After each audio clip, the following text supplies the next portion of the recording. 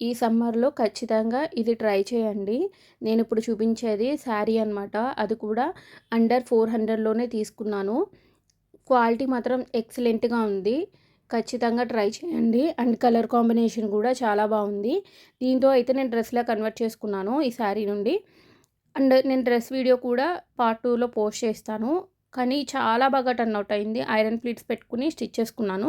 And single శారీలోనే అంటే ఈ శారీలోనే నేను దుపట్టా కూడా రెడీ చేసుకున్నా.